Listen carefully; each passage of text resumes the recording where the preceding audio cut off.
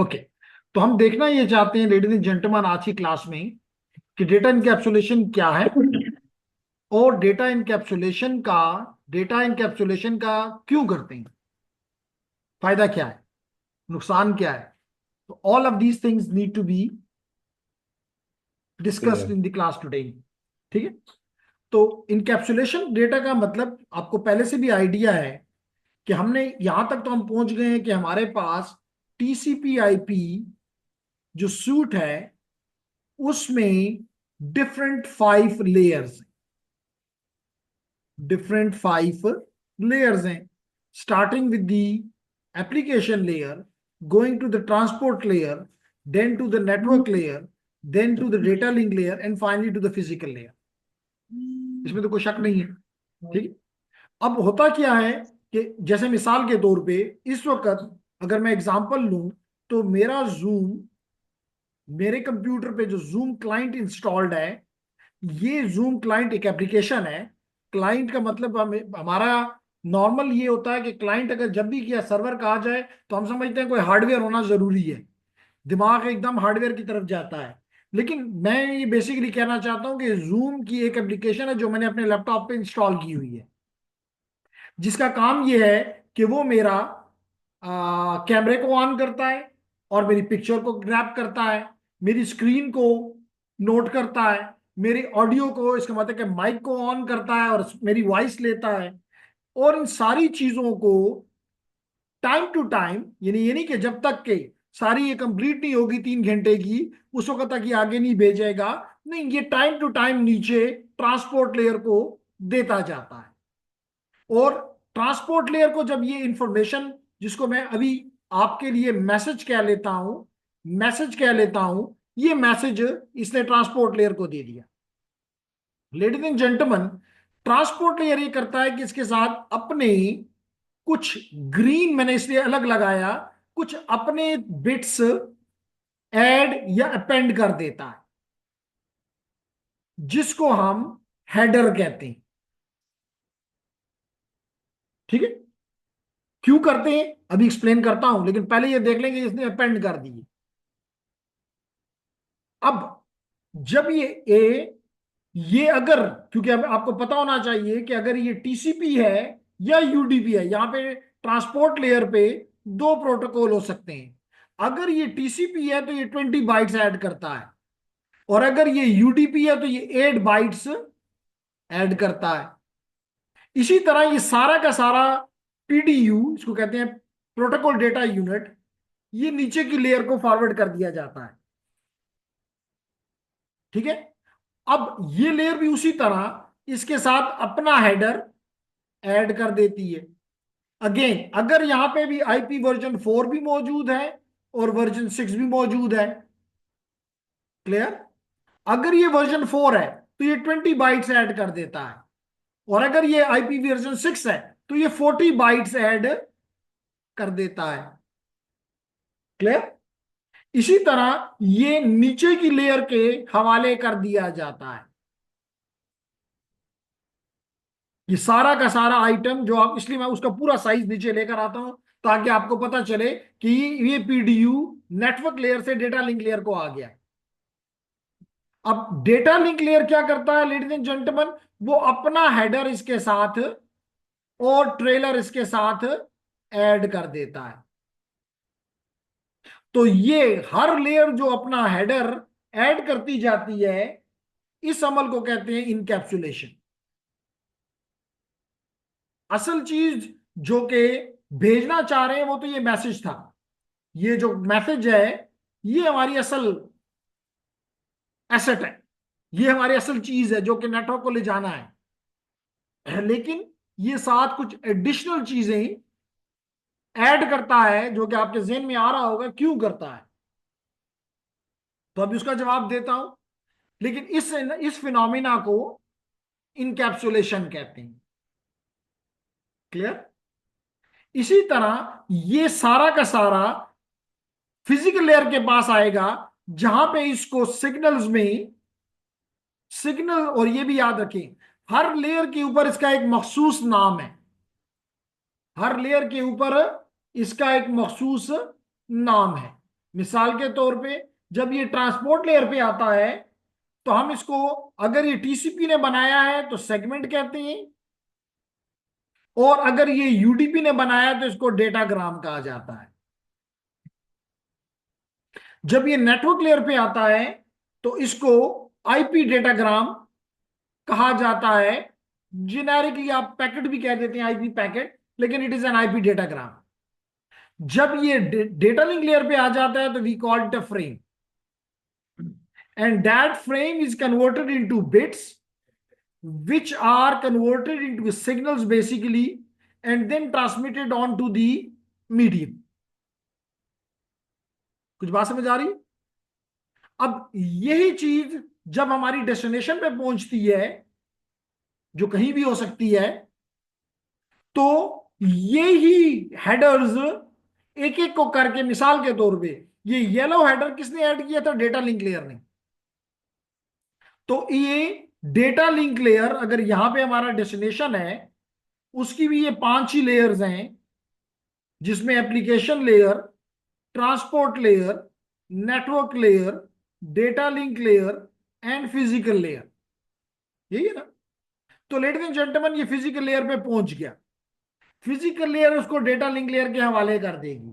Data link layer क्या करेगी? इसमें से रेड को रहने देगी और येलो पार्ट्स हटा देगी, येलो पार्ट्स हटा देगी, और हटा के ऊपर की लेयर को, यानी कि नेटवर्क लेयर को दे देगी, जहां पे, अब मैं अगेन ग्रीन कलर इस्तेमाल कर रहा हूं,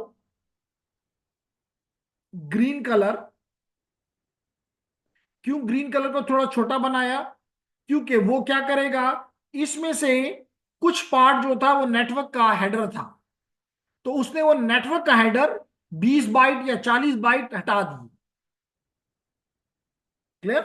अब ये ही ग्रीन पार्ट ऊपर, हमने इसको येलो मैसेज में शो किया था, तो ये यहां पे पहुंचेगा, तो मैसेज यहां से ये अपना हेडर रिमूव कर देगा, और ये मैसेज वापस इसकी एप्लीकेशन लेयर को मिल जाती है। And that phenomena is called D encapsulation. D encapsulation. बास केसेस में हम ये भी देखेंगे, बास क्या ऑलवेज ऐसा ही होता है कि दरमियान में जो हमारी इंटरमीडिएट डिवाइसेस होते हैं, जैसे स्विचेस, राउटर्स, फायरवॉल्स वगैरह वगैरह, वो इसकी कुछ हेडर्स को रिमूव करते हैं और नए हेडर ऐड कर देते हैं। Bilal is confused. Okay, so that phenomena is called re-encapsulation।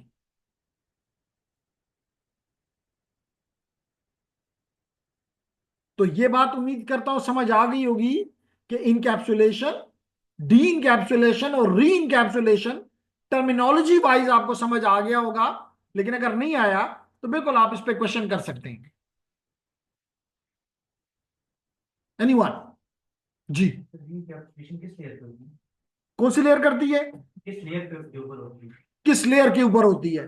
Gentleman, जो मिसाल के तौर पे अगर डेटा लिंक लेयर ने वो वाला पुराना हेडर रिमूव किया और नया हेडर लगाया, तो ये अब डेटा लिंक लेयर ने री इनकैप्सुलेशन कर दी है। तो मोस्टली स्विच के ऊपर, डेटा लिंक लेयर के ऊपर री इनकैप्सुलेशन होती है। इसी तरह अगर राउटर हो तो थर्ड, सेकंड पे भी होती है, थर्ड पे भी होती है। अगर कोई लेयर 4 का कोई भी मटेरियल है, यानी कि डिवाइस है, तो फिर तीनों के हेडर्स रिमूव करके नए हेडर लगाए जाएंगे। जी। एनीथिंग जो कि आपको कंफ्यूज कर रही है तो बिल्कुल आप उसको पूछ सकते हैं। मेहरान, अबू अब्बास, अरीज, नूर Rahman, Syed Azan and Syed Muzammil Haider. No sir, clear है सर, थैंक यू। क्लियर है? Okay, nice. ये जो लेयर है सर, जी जी। क्वेश्चन थोड़ा सा awkward है सर। नहीं नहीं, क्वेश्चन कोई भी ऑकवर्ड नहीं होता, क्वेश्चन क्वेश्चन होता है। सर ये होती किधर है असल में? That's a good question. देखा ना, क्वेश्चन है। ये हो क्वेश्चन ये पूछा गया, यही हम चाहते हैं कि आप ये इसके का क्वेश्चन पूछें कि ये लेयर है कहां, हमें तो कभी नजर नहीं आई। ठीक है, तो अच्छा क्वेश्चन है।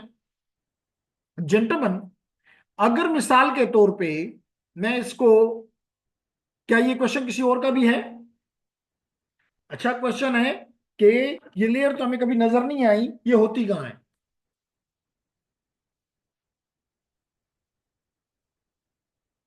क्या ख्याल है, होती भी है कि नहीं होती? किसने कहा होती है? अच्छा, आपने देखी है? सर बुक में देखिए। बुक में देखी है जी, आपने भी नहीं देखी? ओके, तो देख लेते हैं जी।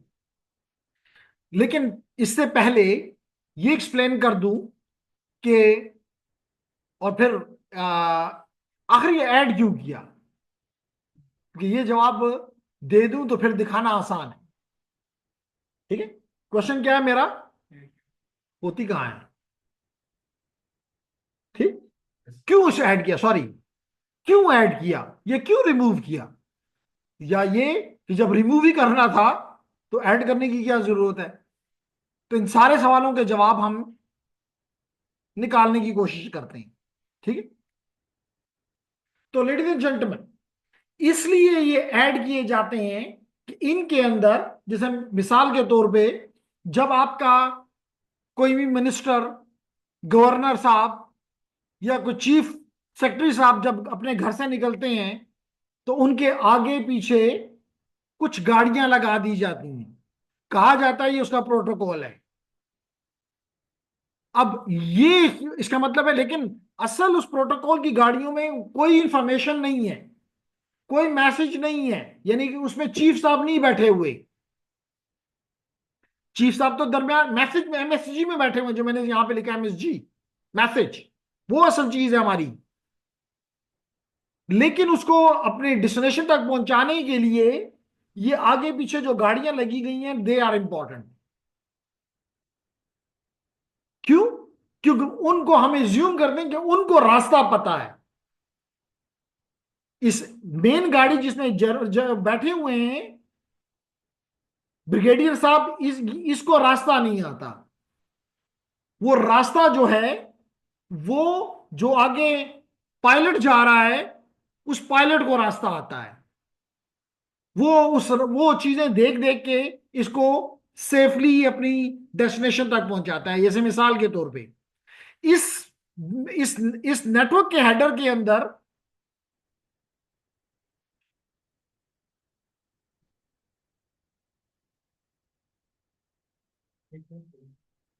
जी बैठ जी, क्या नाम है आपका? रशीद अली। रशीद ज्यादा। तो रशीद ज्यादा, हम पढ़ ये रहे थे, कोशिश करा करें टाइम पे आया करें, तो हम पढ़ ये रहे थे कि इस नेटवर्क लेयर के अंदर ये लिखा हुआ है कि इसका सोर्स का आईपी क्या है और इसका डेस्टिनेशन का आईपी क्या है। तो रास्ते में जितने भी राउटर्स हैं, वो इस नेटवर्क लेयर के हेडर को देखकर ये मालूम करते हैं कि आगे इसका डेस्टिनेशन किस तरफ है, किस तरफ इसको भेजा जाए। अगर ये वाला हेडर ना होता तो राउटर के पास ये चीज आएगी, राउटर ड्रॉप कर देगा कि भाई मुझे तो नहीं पता। इसलिए जरूरी है कि हेडर लगाया जाए। समझ आ रही है? इसी तरह इसके अंदर आप देखेंगे, आगे जाके इसके अंदर पोर्ट नंबर लिखा हुआ है। और आपको पता है कि हमारा जो इंटरनेट है, लेडीज एंड जेंटलमैन, इसके अंदर ये खूबी है कि एक वक्त में हम मल्टीपल चीजें रन कर सकते हैं, जो कि किसी भी दूसरी टेक्नोलॉजी में मुमकिन नहीं है। जैसे मिसाल के तौर पे, अगर आप टेलीफोन पे, पीएसटीएन पे बात कर रहे हैं तो आप उस बात के अलावा और कुछ नहीं कर सकते। लेकिन जब आप अपने इंटरनेट पे काम कर रहे होते हैं, तो जैसे अभी मिसाल के तौर पे मैं व्हाट्सएप पे आपको साथ साथ मैसेजेस भी भेजता हूं, लिंक्स भी भेजता हूं। इस तरह मे भी आप भी कुछ चीज मुझे व्हाट्सएप पे इस वक्त कह सकते हैं। इसी तरह मैं आपको ये अपनी ऑडियो वीडियो ही भेज रहा हूं। हो सकता है मेरा दिल चाहे तो अभी मैं फेसबुक पे लग जाऊं। तो इन्हीं मल्टीपल थिंग्स, तो इस कैसे मुमकिन है कि भाई एक ही आईपी पे सारे आ रही हैं चीजें? आपने सोचा होगा कि आईपी तो एक है जिसमें ये चीज आ रही है, तो अगर सारे एक ही आईपी पे आ रहे हैं तो व्हाट्सएप का मैसेज जो है वो यूट्यूब पे क्यों नहीं जा रहा, यूट्यूब का मैसेज जो है वो फेसबुक पे क्यों नहीं जा रहा, फेसबुक का मैसेज जो है वो किसी और एप्लीकेशन की तरफ क्यों नहीं जा रहा। सोचा तो होगा आपने, नहीं भी सोचा तो आज मैंने आपको आपको सोचने पे मजबूर तो कर दिया कि भाई ऐसा होना तो चाहिए, ठीक है ना। लेकिन क्यों नहीं होता, क्योंकि ट्रांसपोर्ट लेयर के ऊपर उसको एक मखसूस पोर्ट बता दी गई हुई है कि तुम जब इस आईपी पे आओगे तो तुम्हारे ऊपर एक पोर्ट नंबर है, तो port number 1 for example application number 1 के लिए है, पोर्ट नंबर 2 जो है एप्लीकेशन नंबर 2 के लिए है, पोर्ट नंबर 3 जो है एप्लीकेशन नंबर 3 के लिए। यू वो डेटा एग्जैक्टली एप्लीकेशन 1 का 2 में नहीं जाता है, 2 का 3 में नहीं जाता। तो ये कहां लिखा है, इस हेडर के अंदर लिखा है। मेरी बात समझ आ रही, इसलिए ये हेडर इंपॉर्टेंट है। लेकिन जब इस्तेमाल हो जाता है, जैसे आपने देखा होगा कि जब मिसाल के तौर पे जब चीफ मिनिस्टर साहब अपने डेस्टिनेशन के करीब पहुंचते हैं तो ये जितने भी पायलट्स होते हैं आहिस्ता आहिस्ता हटते जाते हैं, और लेट करें कि जब वो प्राइम मिनिस्टर हाउस के पास पर प्राइम मिनिस्टर हाउस के अंदर पहुंच जाता है चीफ मिनिस्टर, तो उसकी अकेली गाड़ी अंदर जा रही होती है। इसका मतलब है कि उन पायलट्स ने अपना अपना काम, यानी उन हेडर्स ने अपना अपना काम कर लिया। अब उनकी कोई रिक्वायरमेंट, मिसाल के तौर पे सोर्स आईपी और डेस्टिनेशन आईपी ने तमाम राउटर्स को गाइड किया, आखिरकार ये डिवाइस अपने अपने एंड डिवाइस पे चीज पहुंच गई है। अब इस आईपी की कोई जरूरत है नहीं है, तो हटा दो। जब ये एप्लीकेशन पे आपका डेटा पहुंच गया तो पोर्ट की कोई जरूरत है नहीं है, हटा दो। तो इस अमल को कहते हैं डी इनकैप्सुलेशन। जी, नहीं समझ आ रही तो बात करें। नहीं, अभी ओके, क्या ख्याल है लेडीज, क्लियर। अब मैं आपके सवाल का जवाब दो तरह से देता हूं, ठीक है। एक तरीका तो ये इस्तेमाल करता हूं जिसको मैंने कुछ टाइम के बाद करना था, लेकिन क्वेश्चन है तो मेरे ख्याल से इट्स नाइस कि अभी इसका जवाब दे दिया जाए। मैं यहां पे जेंटलमैन एक अदद एप्लीकेशन स्टार्ट करता हूं जिसका नाम है वायरशॉक।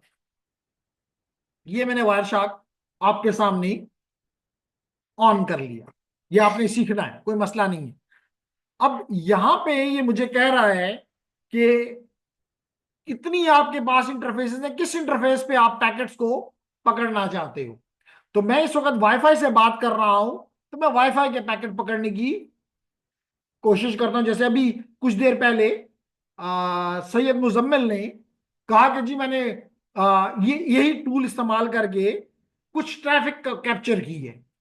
तो मेरे इस इंटरफेस से जितनी ट्रैफिक जा रही है या आ रही है, मैं उसको कैप्चर करके करने की कोशिश करता हूं।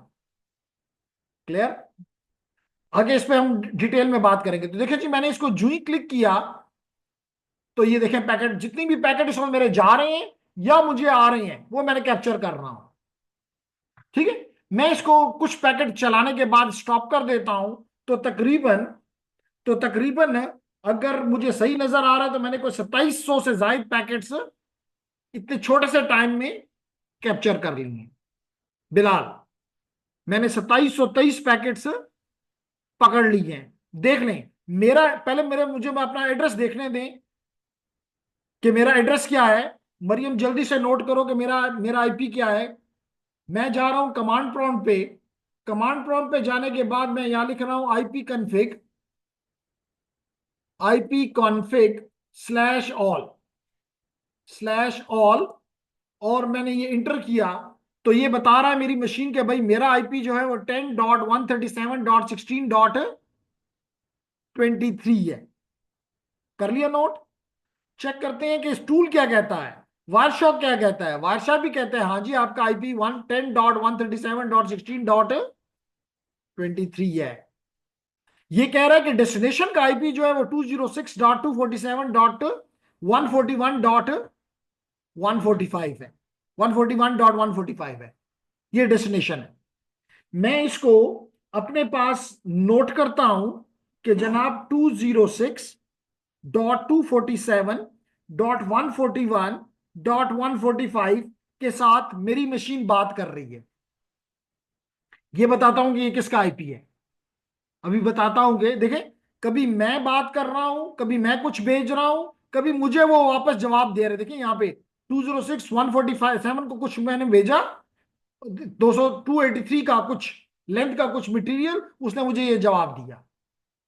इसका मतलब कि इससे साबित हो रहा है कि I am what something I am sending end something I am receiving from the same source. Got it. अब आपके सवाल का जवाब पहले देता हूं और फिर वापस आगे जाता हूं।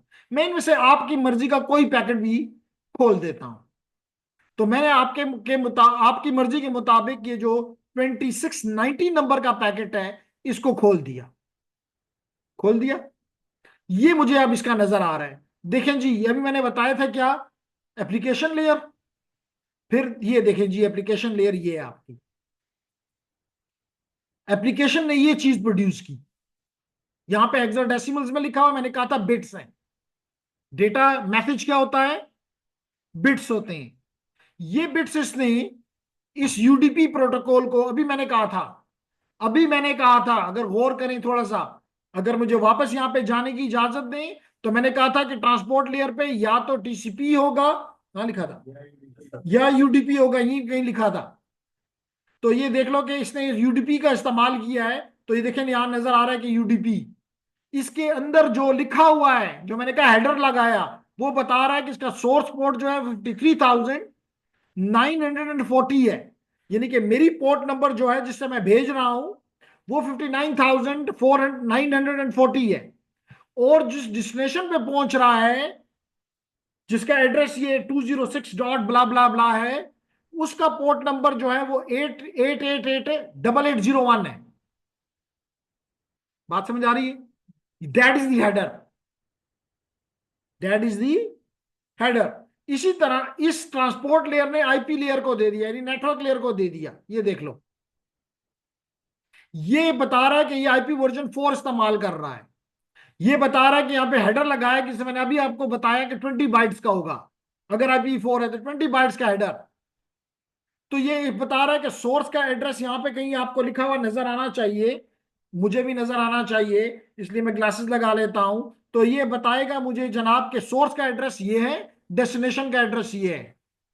ये सारा कुछ जो लिखा हुआ आपको नजर आ रहा है यहां तक, this is all part of the header. फिर इस लेयर ने किसको दिया, डेटा लिंक लेयर को दिया। डेटा लिंक लेयर के ऊपर क्या होते हैं, डेटा लिंक लेयर के ऊपर मैक एड्रेसेस होते हैं। तो आपको, मेरे ख्याल से आपको इस सवाल का जवाब मिल गया कि आज तक आपको नजर नहीं आ रही थी, किसी को किताब में नजर आ रही थी, हमने आपको प्रैक्टिकली दिखा दी कि नहीं जी ये कोई किताबी कहानी नहीं, दिस इज रियलिटी। अब भी मानते हैं कि नहीं मानते? है कंफ्यूजन तो बात करें, मैं और भी आगे जा सकता हूं।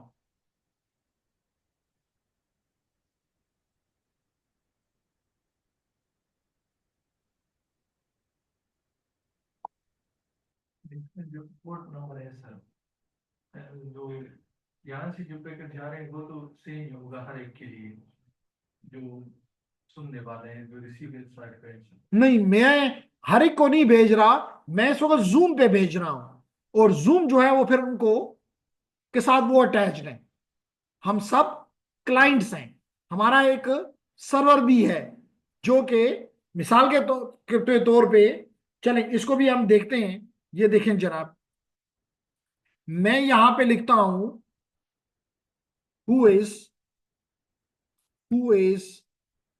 लुकअप, और यहां पे मैं जाके लेडीज एंड जेंटलमैन ये आईपी देता हूं, जो कि आपको अभी नजर आया था, जो कि है 206.247.141। ले ही नहीं रहा, बड़ा ही गंदा बच्चा है। 206.247.141.145 सर्च। जनाब चेक करेंगे ये किसका है, तो पता चल रहा है ये किसका है जेंटलमैन,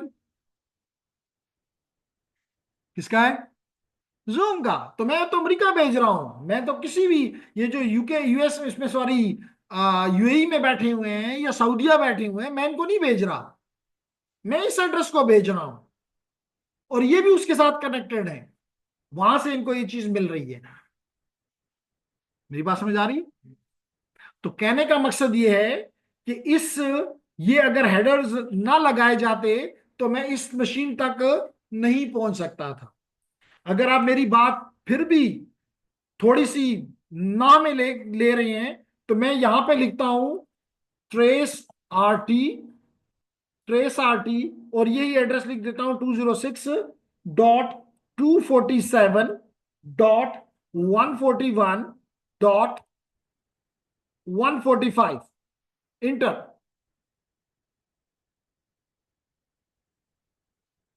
तो देखें जी, पता चला कि ये एड्रेस किसका है, zoom.us का है।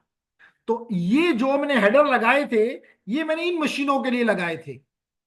ये मशीनें इसको यूज करती जा रही हैं और आगे इसको भेज रही हैं।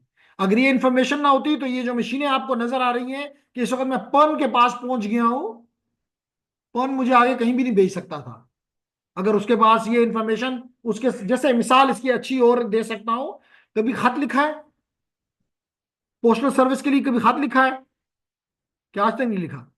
अच्छा चले ठीक है, लेकिन किसी ने तो लिखा होगा। तो उसके ऊपर आप, असल तो वो कागज होता है जो कि आप लिफाफे के अंदर डालते हैं, इनवेलप के अंदर डालते हैं, लेकिन उसके ऊपर आप पूरा एक कहानी लिखते हैं, टू, फ्रॉम। तो वो टू और फ्रॉम क्या है, वो हेडर्स हैं, ये एज्यूम कर लें। और असल चीज जो उसके अंदर है वो खत है, वो मैसेज है। अब भी नहीं clear?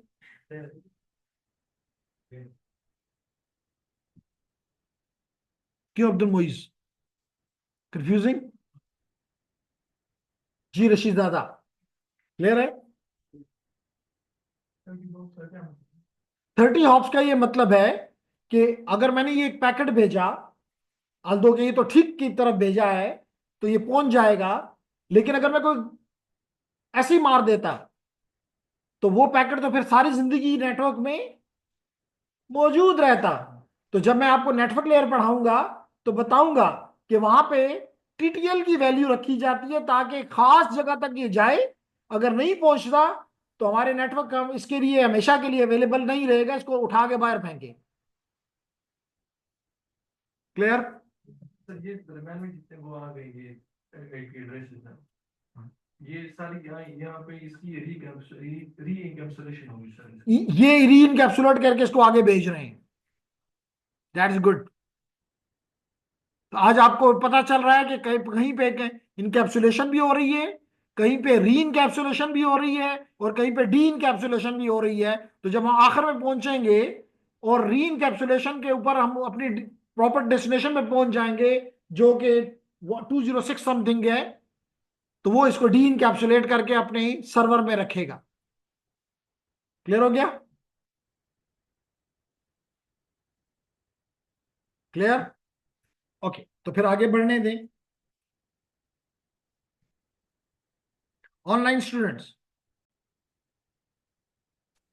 so we are again recording the lecture. Okay, so anything which is not understandable for the online students?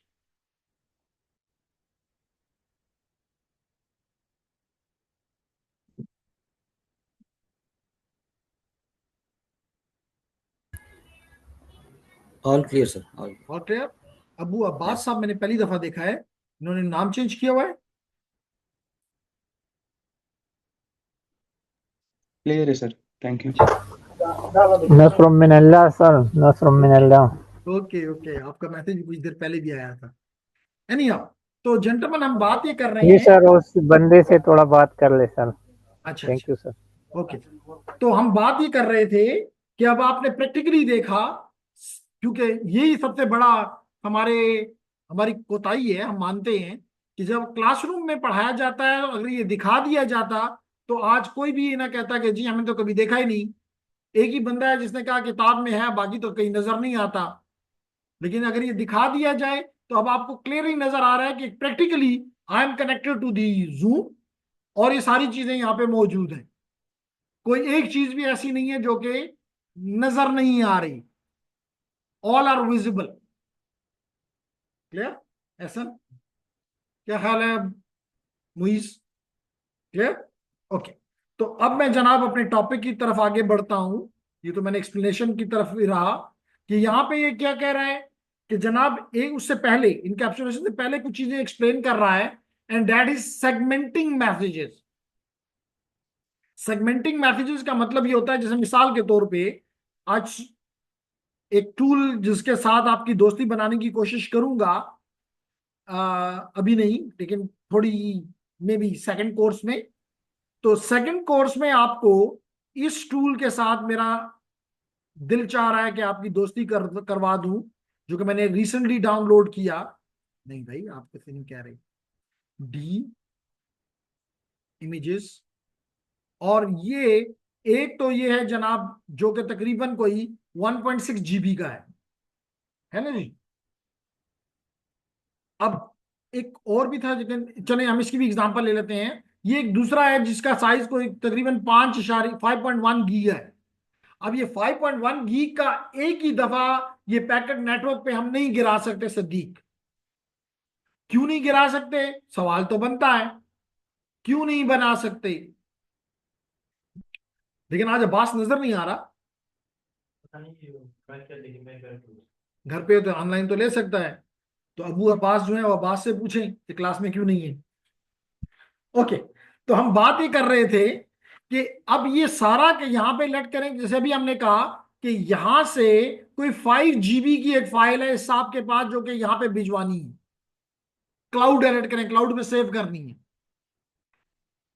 अब अगर ये 5 की 5 जीबी की फाइल यहां पे डाल दे तो क्या होगा, लेट्स सी। ठीक है, क्या होगा, ये होगा कि दो बातें। नंबर वन, इस टाइम पे कोई और, यहां तो सिर्फ 2 यूजर दिखाए गए हैं, यहां तो 200 यूजर भी हो सकते हैं। तो इसने तो 5 जीबी भेज के, आपको पता है 5 जीबी की फाइल बाजू का घंटों ले लेती है अपलोड या डाउनलोड करने में। तो इसका मतलब घंटों इसने कब्जा कर लिया, और बाकी सारे जो हैं वो इस सोच में होंगे कि कल हमें मिलाएगी। ये तो नहीं, ये तो हमारे लिए किसी सूरत भी काबिल कबूल नहीं है। सदीक ने कहा ये बिल्कुल काबिल कबूल नहीं है। तो फिर क्या किया जाए अब्दुर्रहमान। तरीका इस अमल को कहते हैं स्टारवेशन। जैसे मिसाल के तौर पे यहां पे फॉर योर नेम शहजाद मुझ पे एक क्वेश्चन करना शुरू कर दे, 3 बजे से शुरू हो और 5 बजे तक लगा रहे, तो आप लोग क्या कहेंगे, कहेंगे "नहीं, हमारी तो बारी नहीं आती"। इसका मतलब ये नेटवर्क तो बेकार है। ये तो एक ही ने कब्जा किया हुआ है, उसका काम भी कभी कंप्लीट नहीं होता, और दूसरे जो है वो इंतजार में है कि कब की, कब होगा। इसलिए इस अमल को कहते हैं, इसलिए मतलब कि बाकी लोग ये फील, इस अमल को कहते हैं स्टारवेशन। तो नेटवर्क में स्टारवेशन होगी। चलें, अगर शहजाद को कोई फायदा होता तो फिर भी हम खुश हो जाते, कुछ तालियां बजा लेते। लेकिन शहजाद को भी फायदा नहीं होगा। क्यों नहीं होगा, अभी वो भी क्लियर कर देता हूं। होता ये लेडीज एंड जेंटलमैन कि जब भी ये हमारा डेटा जाता है नेटवर्क पे, तो कोई हालांकि कि आजकल हमारे नेटवर्क्स इंप्रूव हो गए हैं as compare to last 20 years for example, लेकिन फिर भी कुछ ना कुछ बिट एरर रेट है। अब आप मुझसे पूछेंगे कि बिट एरर रेट, जिसको BER कहते हैं, ये है क्या।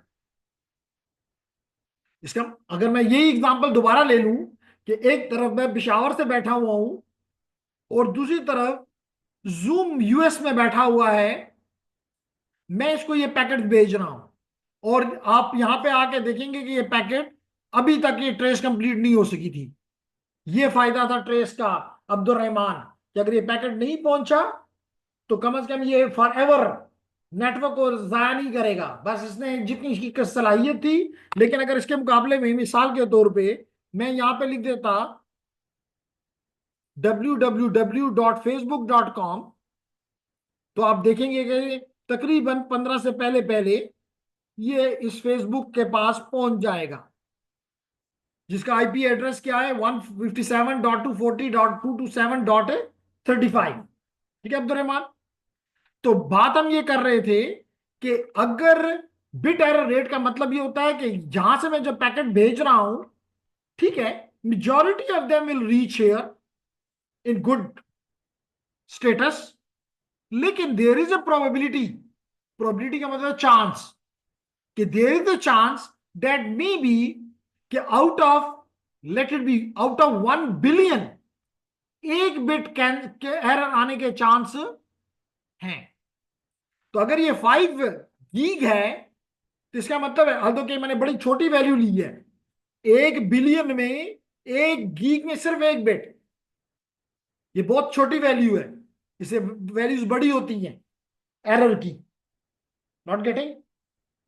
ओके, तो लेडीज एंड जेंटलमैन, इसका मतलब है कि अगर 5 गीग हो और ये भी बिट्स है जबकि ये बाइट्स हैं, इसका मतलब इसको 8 से मल्टीप्लाई कर लो तो इट बिकम 40 गीगा बिट्स। अगर एक बिट 1 गीग में है तो 40 गीग में कितने बिट्स एरर में आने का प्रोबेबिलिटी है, चांस है? कौन बताएगा? 40 गीग में कितने बिट्स के एरर आने के चांस होंगे अप्रोक्सीमेटली? तो बड़ी आसान बात है कि अगर एक पेन 1 रुपए का है तो 40 पेन कितने रुपए के होंगे? 40 रुपए के। इसमें तो कोई शक की, कोई डर की बात नहीं है। तो अप्रोक्सीमेटली 40 रुपए आपको देने हैं, तो इसका मतलब 40 बिट्स चांस है कि डेस्टिनेशन जूम पे पहुंचेंगे तो वो एरर में होंगे। अब ये 40 बिट किसी एक पैकेट में नहीं हो सकते, अब तो बल्कि पैकेट है ही नहीं, अब तो पूरा एक ही हिस्सा है।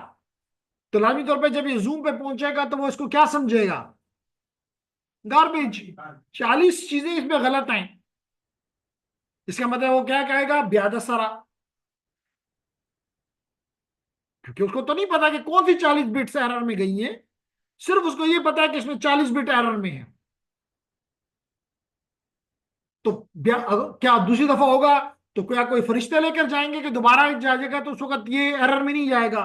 प्रोबेबिलिटी एरर तो फिर वो है, अगर पहली दफा 40 आए तो अब 38 आ जाएंगे, 38 है तो 42 आ जाएंगे, यानी इसके आसपास कुछ फिर ही एरर, यानी सारी जिंदगी में ये लगा रहे।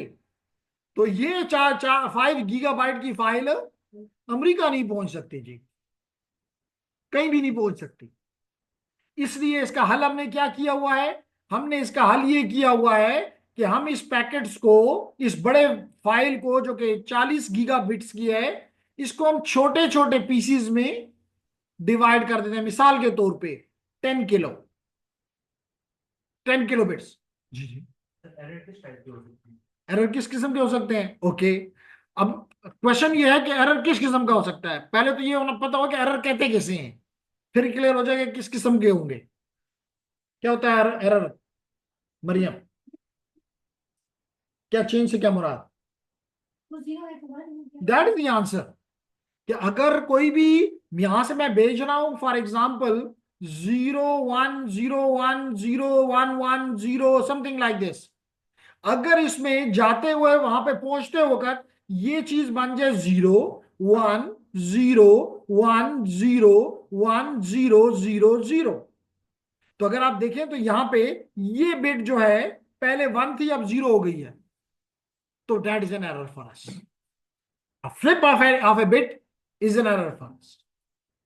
तो चांसेस ये, इस एग्जांपल में हमने आल्टो के बड़े छोटी वैल्यू ली, फिर भी हमारे 40 बिट एरर में आ रही थी अप्रोक्सीमेटली। और 40 बिट तो क्या, इस किस्म के इमेजेस में तो एक बिट भी अगर एरर में है तो it is garbage, it is garbage. तो इस गार्बेज से बचने के लिए, इस गार्बेज से बचने के लिए हमने क्या किया? हमने इसको छोटे छोटे पीसेस में डिवाइड कर दिया। तो अगर ये 40 इंटू 10⁻9 है, 40 इंटू 10⁻9 इस एग्जाम्पल के मुताबिक, गीक का मतलब होता है 10⁻9, इसको मैं 10 किलो पे डिवाइड कर दूं तो 10 किलो का मतलब 10⁻4, इसका मतलब कि तकरीबन 40 इंटू 10⁻5 या 4 इंटू 10⁻6, यानी 4 मिलियन पैकेट्स में ये टूट जाएगा। हमने इस बड़ी फाइल को 4 मिलियन पैकेट्स में तोड़ दिया। इस तोड़ने के अमल को कहते हैं सेगमेंटिंग मैथड। क्या कहते हैं? Segmenting method. अब फायदा क्या होगा? फायदा क्या होगा? दोनों फायदे देखने, एक तो ये होगा कि जो स्टारवेशन का अमल था वो हल हो गया, कैसे हल हो गया? ऐसे हल हो गया कि अब आपका एक पैकेट, लेट करें कि आपका 1 गीगाबिट पर सेकंड का लिंक है, तो अगर आपकी लिंक स्पीड 1 गीगाबिट पर सेकंड है, 1 गीग, 1 सेकंड में 1 बिलियन बिट जाती हैं, तो 10 किलो कितने टाइम में जाएंगी? Very small, it will be 1 × 10⁹ into this question mark, cross multiply कर लें, इंटू 10 × 10⁻3, ये 10⁹ इधर ले आए, तो it comes to be 10 microsecond. तो जो पहले घंटों ले रहा था, अब सिर्फ एक पैकेट कितना टाइम लेगा? 10 माइक्रोसेकंड। 10 माइक्रोसेकंड के बाद वो खाली कर देगा। तो इसका मतलब है कि अगर एक सवाल शहजाद पूछ ले 10 माइक्रोसेकंड का, तो बिलाल उसके बाद पूछ सकता है, बिलाल के 10 माइक्रोसेकंड के बाद अब्दुल मोइज भी पूछ सकता है, रशीद दादा भी पूछ सकता है। तो स्टारवेशन का मसला खत्म हो गया। एक और सर, जब हम घर में अगर टीवी पे, अगर 2-3 टीवी पे हमने अगर यूट्यूब लगाया हुआ है और चारों जो है ना वो 4K वीडियो स्ट्रीम कर रही हैं, अगर साथ ही हम कोई फाइल डाउनलोड करें तो उसकी स्पीड कम हो जाती है। तो पैकेट्स में जा रहे हैं लेकिन स्पीड पे कम क्यों होती है? ओके ओके, पहले इसको एक्सप्लेन कर दूं, अपने सवाल को संभालें। ये टॉपिक नहीं, ये स्लाइड खत्म कर लूं तो आपको जवाब देता हूं। अब एक तो स्टारवेशन आपने देखा खत्म हो गई। दूसरा, हमने अभी क्या ज्यूम किया था अब्दुल मोइज? हमने ये ज्यूम किया था कि हमारे पास जो बिट रेट था वो था, हाउ मच हमने ज्यूम किया था? 1 गीग। 1 गीग में सिर्फ एक बिट, ये कहा था। तो अगर हमारा 10 किलो है, 10 × 10⁻³ बिट्स हैं, तो कितने बिट एरर में आएंगे? Let B be. तो बी को 1 से मल्टीप्लाई कर दो, तो बी × 10⁻9 विच इज गीग, और 10 × 10⁻³ इंटू 1, ये 10⁻9 इधर ले आओ, तो you get 10 micro, that is the probability. तो पहले आपकी प्रोबेबिलिटी 40 बिट्स की थी, अब आपकी इस पैकेट में प्रोबेबिलिटी क्या है? Very small, 0.00001। इसका मतलब है कि अगर इतनी कम प्रोबेबिलिटी है तो इसके अपोजिट क्या होती है? 1 माइनस दिस। इसका मतलब है कि सक्सेसफुल जाने की प्रोबेबिलिटी है क्या है? 99.9999।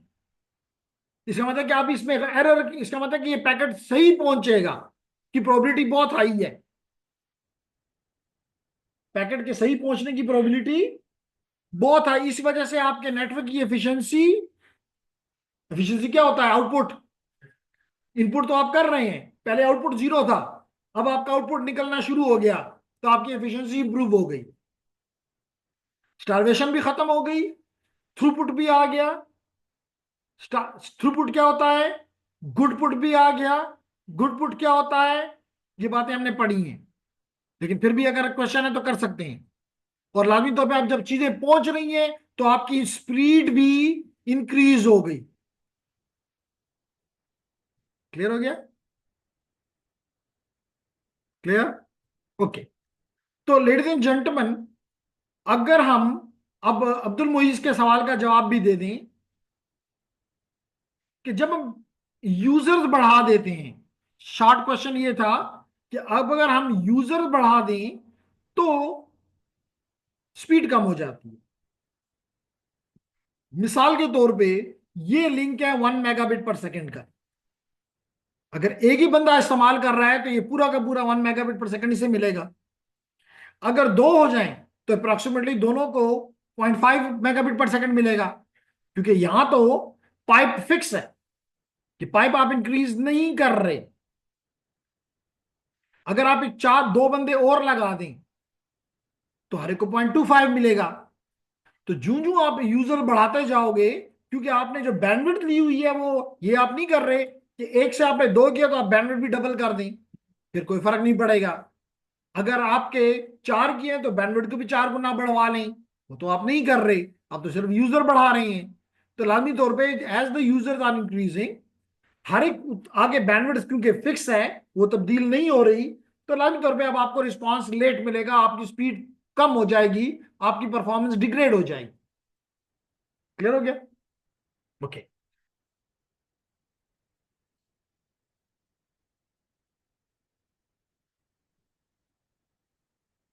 ओके, तो देखें यही काम यहां पे हो रहा है कि इस साहब के येलो पैकेट से इसने अपने बड़ी फाइल को, अपनी बिग फाइल को ब्लू सेगमेंट्स में तोड़ दिया, और इस मैडम ने अपनी बिग फाइल को ऑरेंज फाइल्स में तोड़ दिया, और हर एक पे नंबर लगा दिए। मिसाल के तौर पे देखिए, इस पे 1 लगा दिया, इस पे 2 लगा दिया, इस पे 3 लगा दिया, इस पे 4 लगा दिया, इस पे 5 लगा दिया, एंड सो ऑन। इसी तरह इस मैडम ने भी 1 2 3 4 5 नंबर्स इन पे लगा दिए। तो अब ये पैकेट्स जा रहे हैं एक के बाद दूसरे का, जिसको कहते हैं स्टेटिस्टिकल मल्टीप्लेक्सिंग के जरिए, और ये अपनी डेस्टिनेशन पे पहुंच रहे हैं। तो ना इसको पता लग रहा है कि भाई नेटवर्क काम नहीं कर रहा, ना इसको लग रहा है कि पैकेट या मेरा नेटवर्क काम नहीं कर रहा। कोई स्टारवेशन नहीं है, इंप्रूव्ड परफॉर्मेंस है। हाँ, जब यहां पहुंचेगा तो इस एंड डिवाइस का फंक्शन ये है कि जो आपने इसको सेगमेंट किया है, ये उसको रीअसेंबल करे, ये उसको रीअसेंबल करे। क्योंकि मेरे लैपटॉप में तो आप देख रहे हैं, मेरे लैपटॉप में तो आप देख रहे हैं कि जी, कुछ ज्यादा ही तेज हो गया जी। यहां पे आपको नजर आया कि मुझे तो पूरी की पूरी 5 GB की फाइल मिली है। इसका मतलब मेरी मशीन का ये काम था कि जो पैकेट आ रहे हैं उनको इकट्ठा करता जाए, and at the end of the day I have the more than 5.1 gig file. ठीक है रशीद दादा? ओके जी, any question from the online students?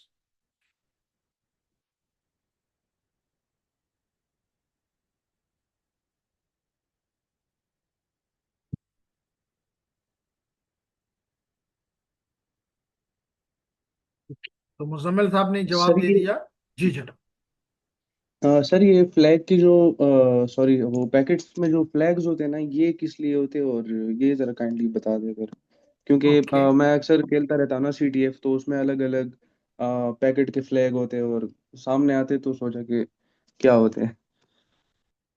Okay, अगर आप मुझसे नेटवर्क के पॉइंट ऑफ व्यू से फ्लैग का पूछ रहे हैं, तो जब हम ट्रांसपोर्ट लेयर पे जाएंगे तो हम पढ़ेंगे कि उसके हेडर के अंदर 6 बिट्स हैं, and each bit representing a different flag, जिसको आप बेसिकली तो आप फ्लैग भी कह सकते हैं, आप कंट्रोल बिट्स भी कह सकते हैं, which is controlling the network. वो क्या है? मिसाल के तौर पे अर्जेंट फ्लैग, मिसाल के तौर पे एक्नॉलेजमेंट फ्लैग, मिसाल के तौर पे सिंक फ्लैग, मिसाल के तौर पे फिन फ्लैग, मिसाल के तौर पे reset flag, and so on. लेकिन ये आपको जब ट्रांसपोर्ट लेयर पढ़ाऊंगा तो वहां पे आपको समझ आएगी कि ये उसके हेडर के अंदर मौजूद है। क्लियर? Yes sir, clear. ये सर बिट वाइज, बिट के हिसाब से ये जी जी बिल्कुल, ये हर डिफरेंट कंसिडर फ्लैग होता एक या मल्टीपल बिट, यहाँ तो एक एक, हर एक अगर 1 है तो इसका मतलब ये फ्लैग सेट है, अगर 0 है तो इसका मतलब ये फ्लैग अनसेट है। है। Okay sir, thank you. Okay जी। फिर उसके बाद जो मैंने अभी टॉपिक आपके सामने, असल टॉपिक जिसको मैंने शुरू में स्टार्ट लिया था, कि ये आपका ये आपका ईमेल का डेटा है। मैंने अभी एग्जांपल में लिया था कि मेरा जूम का डेटा है। जूम भी हो सकता है, ईमेल का भी हो सकता है, वेब का भी हो सकता है, व्हाट्सएप का भी हो सकता है, फेसबुक का भी हो सकता है। तो ये देखें, अभी आपने पढ़ा है कि ये डेटा को अलग अलग मैसेजेस में, छोटे छोटे पीसेस में नहीं, सेगमेंट्स में नीचे दे रहा है। ठीक है ना? व्हेन इट कम्स हियर, तो अगली जब ये पहला पैकेट यहां पे या पहला सेगमेंट यहां पे दिया जाता है, तो ये सेगमेंट अपना हेडर इसके साथ अपेंड कर देता है। क्या कर देता है? अपेंड कर देता है। ये आप देख लें, फिर ये कंप्लीट चीज नीचे की लेयर को मिल गई। और नीचे की लेयर ने अपना हेडर उसके साथ अगेन अपेंड कर लिया। फिर ये कंप्लीट चीज नीचे की लेयर को मिल गई और उसने अपना और ट्रेलर हेडर और ट्रेलर अपेंड कर दिया। और फिर आपकी फिजिकल लेयर ने उसको बिट्स, लेकिन मैं इसको कहूंगा सिग्नल्स में, यानी कि कुछ इस तरह से रिप्रेजेंट कर दिया और इसको नेटवर्क के ऊपर गिरा दिया। तो this adding of these extra bits to your message is called encapsulation. मैंने आपको बताया है कि जो आपके उस पे ऊपर होता है एप्लीकेशन लेयर के ऊपर, दैट इज योर मैसेज और your data, you may call it MSG, message और data. When it comes to the transport layer it is called segment. और सेगमेंट उस केस में जब when it is using TCP and if it is using UDP you will never call it a segment, but you will be calling it a datagram, UDP datagram. When it will come to the here to the network layer, transport layer, this is your application layer, it is called packet or IP datagram. When it comes to layer number 2, data link, it is called frame. And these frames are then in the physical layer, they are represented as bits, but more appropriately signals.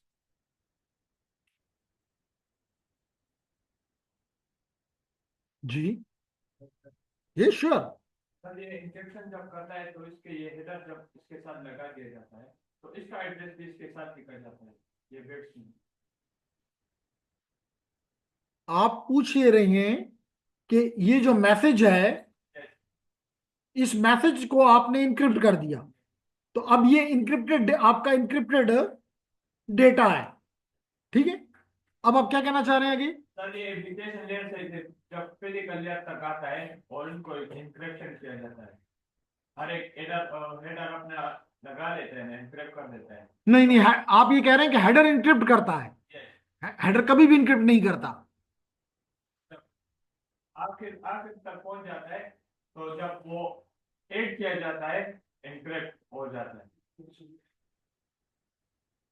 आप ये कह रहे हैं कि जब इनके साथ header लग जाते हैं तो ये इनक्रिप्ट हो जाता है। इसका भी एड्रेस बिट्स में लिखा जाता है। किसका एड्रेस? ये इनक्रिप्ट का सर। हाँ, मैं जूम करते हैं, इनक्रिप्शन है ही नहीं। क्यों नहीं है? क्योंकि हमारा जो ओवरऑल नेटवर्क है इसमें कोई सिक्योरिटी का फीचर है ही नहीं। ना ट्रांसपोर्ट लेयर, ना एप्लीकेशन लेयर को सिक्योरिटी देती है, ना एप्लीकेशन ट्रांसपोर्ट लेयर देती है, ना आईपी लेयर देती है, ना डेटा लिंक लेयर देती है, ना फिजिकल लेयर देती है।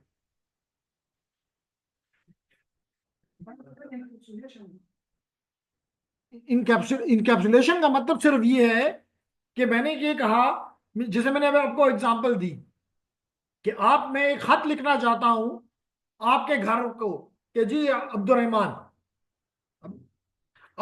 क्लास में नहीं आता, ये कागज में मैंने जो लिख दिया ये मैसेज है, और इसको जब मैंने खत के अंदर लिफाफे के अंदर डाल दिया और उस पर मैंने अब्दुल रहमान के घर का एड्रेस लिख दिया, ये है हेडर। इस हेडर ने अंदर वाले खत को कोई इनक्रिप्ट नहीं किया। लेकिन ये सब सर, ये खत जब कराएगा तो इसके साथ ये एड्रेस भी होगा ना, ऊपर हेडर होगा ना। हाँ। और आपके वाले साहब सबसे पहला काम करेंगे टक, और उसको कहेंगे दा हो गुजार का, और अंदर से निकाले कहेंगे उस दे राशि कोड का। अगर वो इनक्रिप्ट होता तो कभी भी ऑब्जर्व कहते थे ये खत पता नहीं कागज रागले तो पता सीधी अल्लाह दे पेगी। सर हम भी ये कहना चाहते हैं क्या? जब हेडर जाएगा और फिर भी इंक्रिप्शन हो जाएगा इसका, और फिर ये इंक्रिप्शन होगा तो ये हेडर हटा दिया जाएगा। नहीं, आप उसको इंक्रिप्शन क्यों करना चाह रहे हैं? इंक्रिप्शन, हेडर का काम इंक्रिप्शन करना नहीं है। हेडर का काम, हर एक हेडर का अपना एक काम है। जैसे मैंने भी बताया कि मिसाल के तौर पे हेडर का ये काम है कि वो ये बताए कि ये किस शहर जाएगा, डेस्टिनेशन क्या है इसकी किस एप्लीकेशन को जाएगा, उसका काम ये है किस हार्डवेयर को इस्तेमाल करेगा, उसका काम ये है, उसका काम हर हेडर का काम इंक्रिप्शन करना नहीं है। ठीक हो गया। तो सर इसमें जो ये इंकैप्सुलेशन का जो वो कंसेप्ट है, यानी ये जब स्विच में आएगा तो वो डेटा लिंक के साथ उसका काम होगा, और जब ये राउटर के पास जाएगा तो उसका नंबर पेयर के साथ उसका काम होगा। बिल्कुल ठीक कहा आपने। जैसे मिसाल के तौर पे आप आगे जाके पढ़ेंगे, is there any question Abdul Rahman, कि मिसाल के तौर पे स्विच के ऊपर, यानी अभी क्योंकि मैंने पढ़ाया नहीं है, डेटा लिंक लेयर के ऊपर मैक एड्रेस होता है। मैंने अभी आपको दिखाया जब मैं इस्तेमाल कर रहा था वायर शॉक, अभी भी शायद खुला हुआ है, तो ये आपको मैं दिखा सकता हूं कि ये देखें, इसने बताया कि इसके ऊपर मैक एड्रेस है, ये देख लो, ये मैक एड्रेस है। चेक भी करवा सकता हूं, देखो लिख लो अपने पास जेंटलमैन कि मेरा मैक एड्रेस जो है वो है 30 24 32 92 C039। मैं इसके सिर्फ 4 आखिरी डिजिट याद रख लेता हूं, C039, और यहां दिखा देता हूं कि वाकई मेरा C039 है।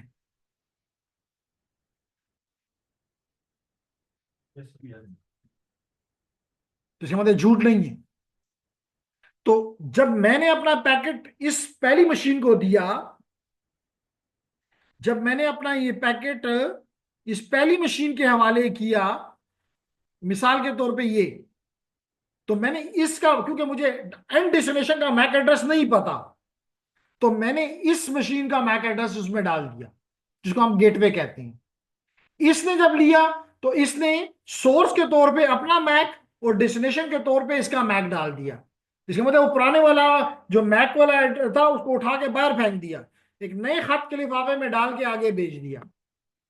इसकी एग्जांपल यूं ले लें कि मिसाल के तौर पे अगर आप ये जूम कर लें कि जो हमारे पोस्टमैन साहब हैं, उन्होंने गलती से लिफाफा फाड़ दिया, लेकिन खत आगे भेजना है, तो वो क्या करेगा, अब नया लिफाफा लेगा, उसके अंदर डालेगा और उस पर मोहर लगाएगा। मोहर कहाँ की होगी, मिसाल तो मेरा ऑलरेडी की होगी वो, तो उसने उसको री इनक्रिप्ट कर दिया, री इनकैप्सुलेट कर दिया, sorry encryption is not there. हम ये क्यों करते हैं encryption? क्यों करते हैं? क्यों करते हैं, इसलिए करते हैं, क्वेश्चन ये पूछा गया, प्लीज क्वेश्चन ये पूछा गया कि री इनकैप्सुलेशन क्यों करते हैं। तो मैंने अभी आपको बताया कि मुझे आखिरी बंदे का, जो मेरी एंड डेस्टिनेशन, उसका मैक मुझे नहीं पता, नहीं पता ना, क्योंकि मैक एड्रेस तो बिलियंस में है, और कोई ऐसी मशीन नहीं है जिसके पास, सिस्टम नहीं है जिसके पास पूरी दुनिया के मशीनों के मैक एड्रेस मौजूद हो। एग्रीड। अब मैं क्या करता हूं, मैं आपको दे देता हूं, तो लाजमी तौर पर मैक आपका डालूंगा, सोर्स मैं बन जाऊंगा, ऐसा ही है ना। जब आपके पास पहुंचेगा तो आईपी आपको बताएगा ये तो आपके लिए नहीं है, इसका मतलब ये तो पीछे बिलाल के लिए है, तो आप सोर्स में आप बन जाओगे, डेस्टिनेशन में उसको बनाओगे। तो इसका मतलब है कि आपने वो पहले वाले जो मेरा और आपका एड्रेस था वो उठा के फेंक दिया और एक नया एड्रेस लगा दिए। तो दैट इज द रीजन री इनकैप्सुलेशन इज इंपॉर्टेंट। क्लियर, आगे बढ़ते हैं जी।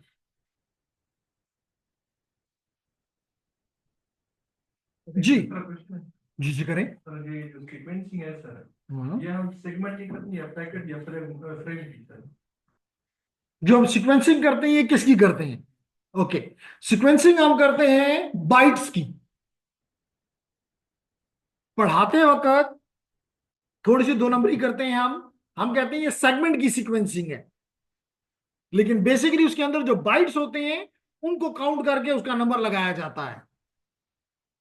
लेकिन अभी शॉर्ट में ये कह लें कि जो भी मैंने ये सेगमेंट्स कहा है, ये जो मैंने अभी सेगमेंट्स कहा है, सीक्वेंस इस सब इस सेगमेंट का होता है कि ये लेट करो, ये पहला सेगमेंट है, ये दूसरा है, ये तीसरा है।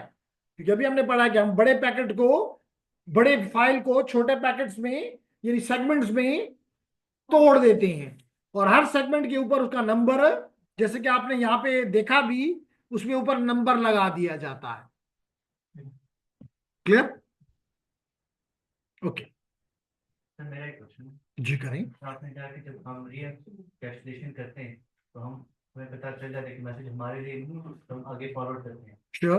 तो उसे पता कैसे चलता है कि अब क्या, जिस डेस्टिनेशन पे हमने हमारी डिजायर्ड लोकेशन होती है, या वो उसे कैसे बताती है कि हमने जूम को ही मैसेज भेजना है या कहीं और? जी, यही यही मैंने अभी कहा कि नेटवर्क लेयर आपकी जो, ये आपको जरा बड़ा कर देता हूं ताकि दिखाई दे दे।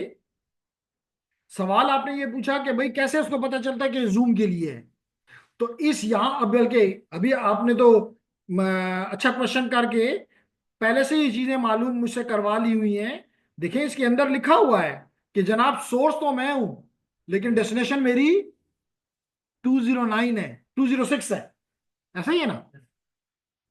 तो ये मैंने सोर्स ने यानी मेरी मशीन ने लिख दिया कि ये पैकेट कहां जाएगा, 206 के पास जाएगा। और 206 क्या है, जूम है, अभी आपको मैंने निकाल के बता दिया। तो जब ये जितने भी राउटर्स के पास जाता गया वो देखते गए कि अच्छा ये 206 किसके जरिए पहुंचेगा। मिसाल के तौर पे मुझे एक पैकेट भेजना है शहजाद की तरफ, तो then now it is my job कि मैं ये मालूम करूं कि अगर फॉर एग्जांपल अगर मुझे भेजना है शहजाद को और वो पैकेट मैं दे दूं यहां पे लारैब को, तो दिस इज समथिंग रॉन्ग। मुझे देना चाहिए एहसन को, क्योंकि एहसन उससे 3-2 के बाद शहजाद बैठा हुआ है। तो फिर राउटर को ये देखता है कि 206 मेरी किस इंटरफेस के करीब है। या तो मैं उसको जानता हूं डायरेक्टली कनेक्टेड है मेरे साथ, आगे हम पढ़ेंगे, या मेरे साथ डायरेक्टली कनेक्टेड नहीं है। मिसाल तो मैं, मेरा गेटवे तो ये है सामने, इसको क्या पता कि अमेरिका कहाँ है, इसको क्या पता कि अमेरिका, लेकिन इसको ये पता है कि जो अमेरिका के लिए ट्रैफिक भेजनी है वो अपने गेटवे को देनी है, अपने आईएसपी को देनी है।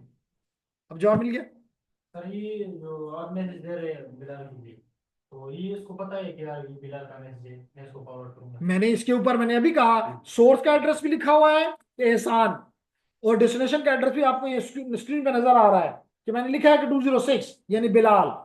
तो सोर्स और डेस्टिनेशन का एड्रेस मैंने डाला हुआ है। Clear, good.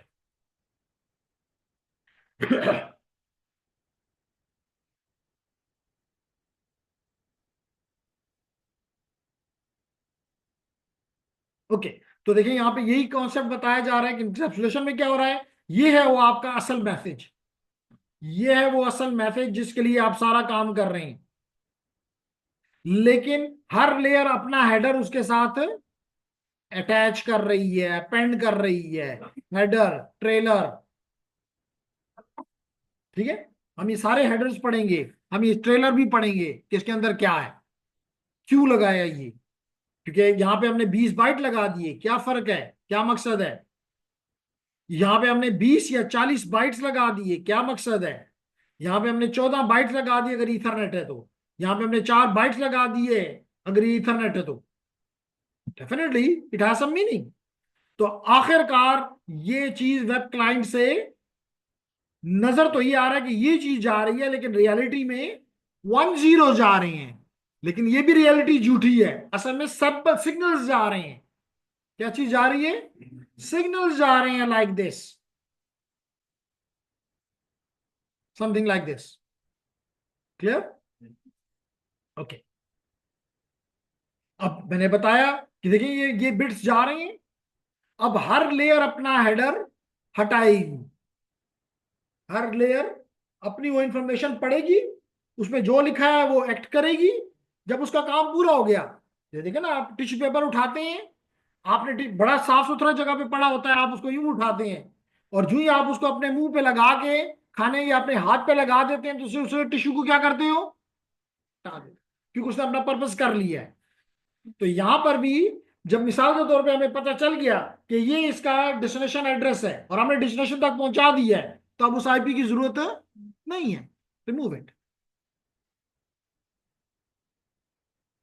Clear, yes sir. जहाज कहाँ है, वो पेपर अच्छा छुट्टी नहीं है शाम हिस्ट्री में। कमीशन। अच्छा, तो लेडीज एंड जेंटलमैन अब हम आते हैं डेटा एक्सेस की तरफ, डेटा एक्सेस की तरफ। तो इसमें सबसे पहली चीज जो बताई जा रही है वो है, जिसे मैंने आपको अभी कुछ देर पहले भी बताया, एड्रेसेस। सबसे इंपॉर्टेंट चीज क्या है, एड्रेसेस। यहां पे 2 दिखाए गए, होते 3 है, लेकिन चले हम 2 के साथ गुजारा करते हैं।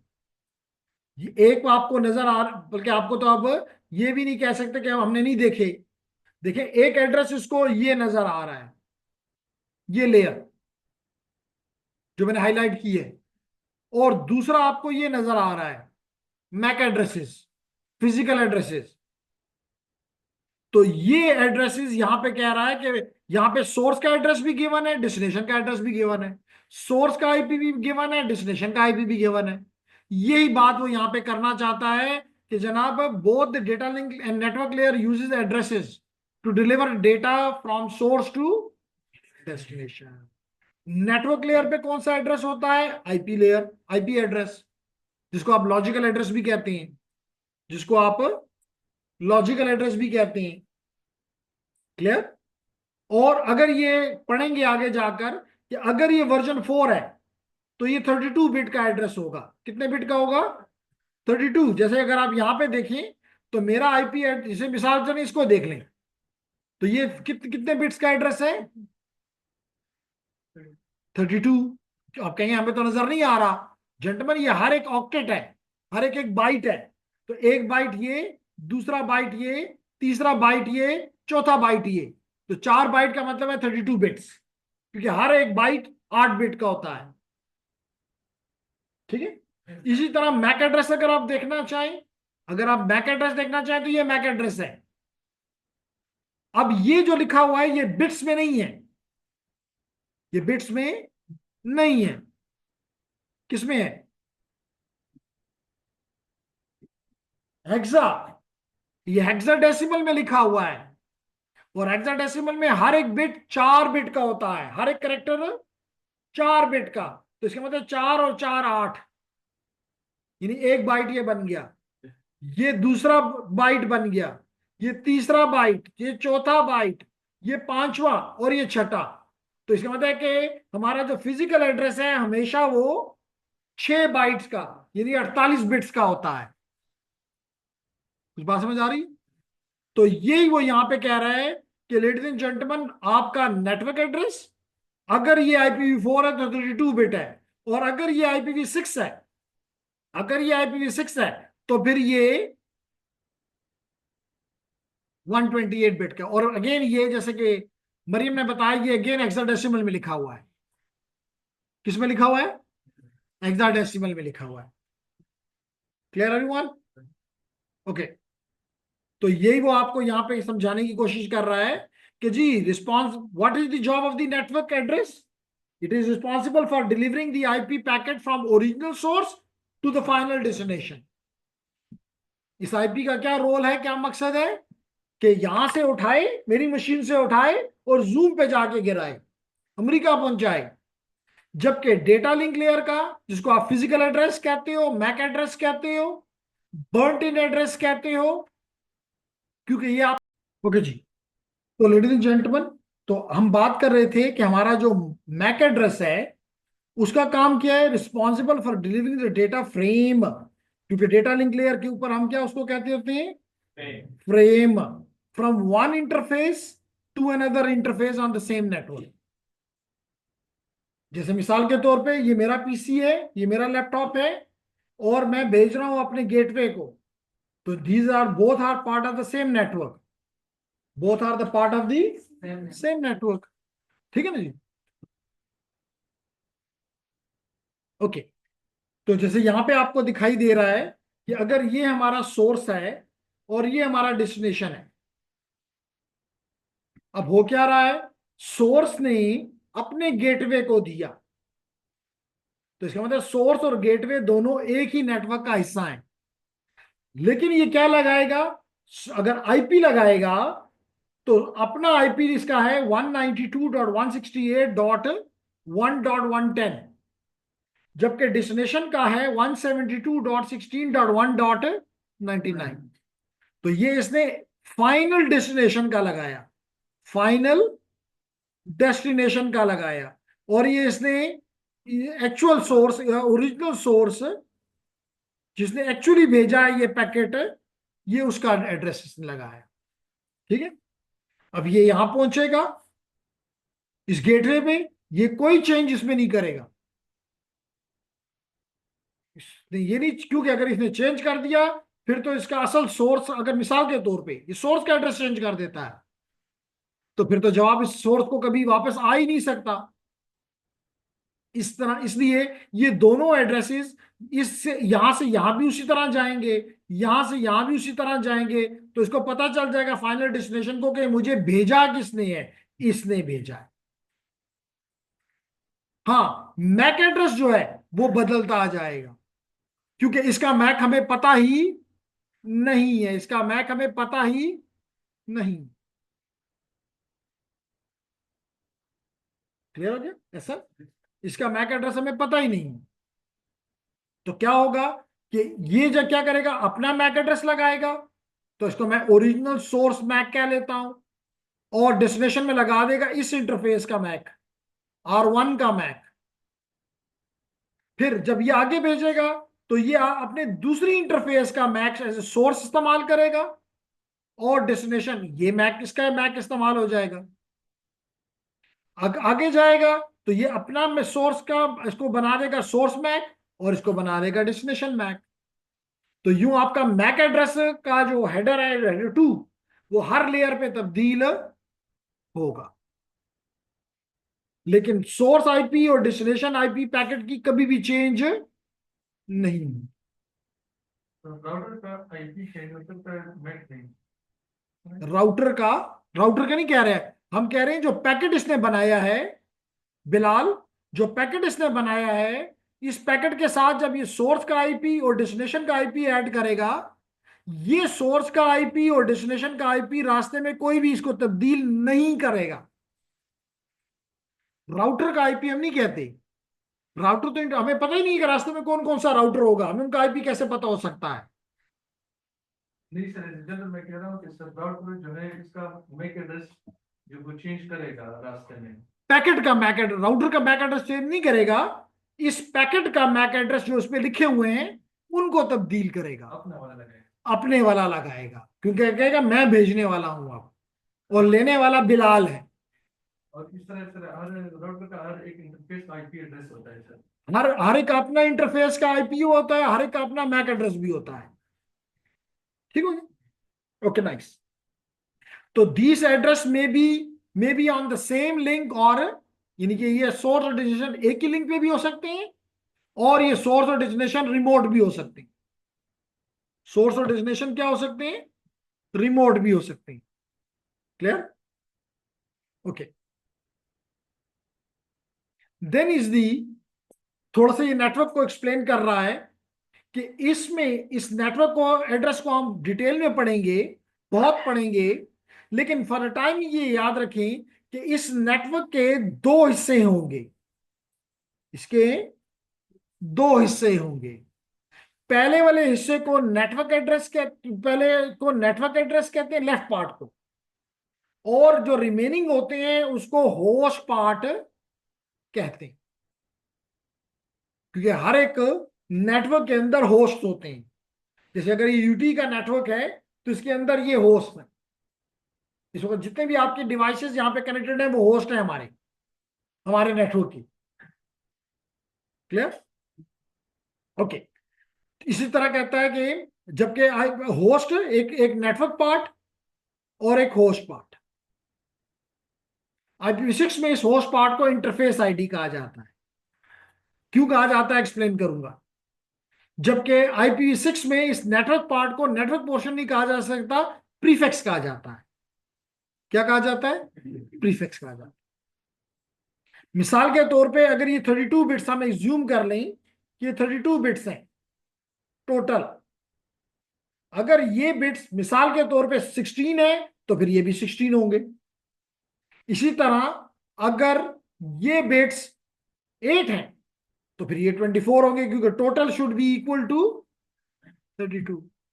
अगर ये 9 है तो ये 23, अगर ये 23 तो ये 9, total 32। Clear? Yes sir. Okay. तो देखिए, जैसे यहां पे इसने वही बात एक्सप्लेन की कि एक तरफ आपका नेटवर्क पार्ट है जिसको इसने एक कलर से रिप्रेजेंट किया, और ये आखिरी जो है ये होस्ट पार्ट।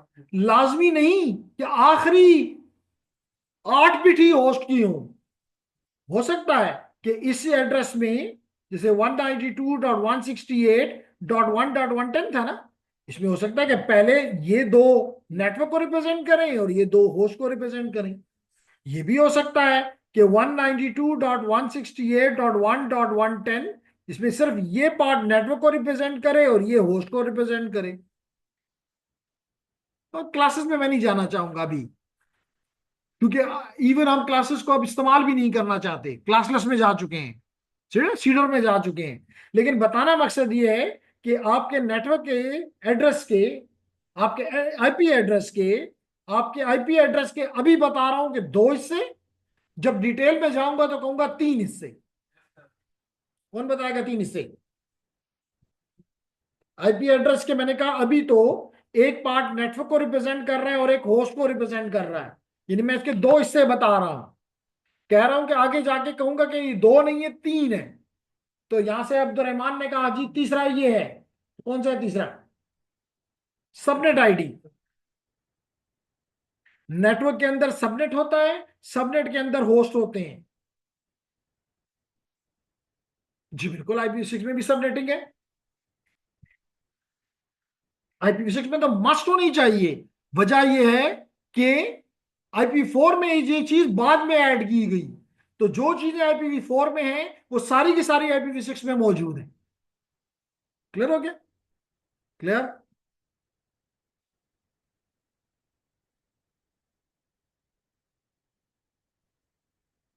ओके। इसी तरह जैसे मैंने आपको दूसरा कौन सा एड्रेस बताया, डेटा लिंक लेयर एड्रेस। दूसरा कौन सा एड्रेस है?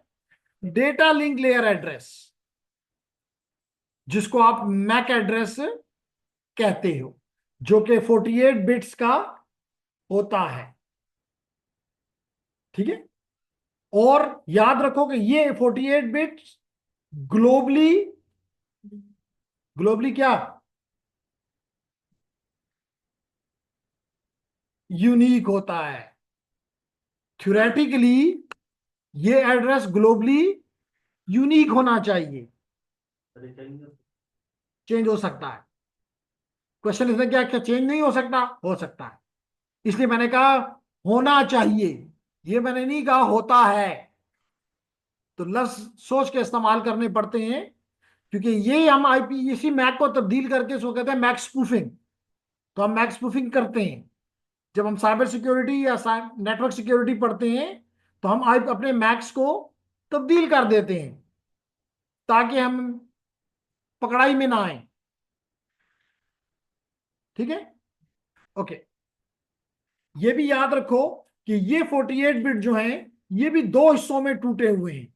ये 48 बिट भी दो हिस्सों में टूटे हुए हैं, पहले 24 बिट्स और आखिरी 24 बिट्स।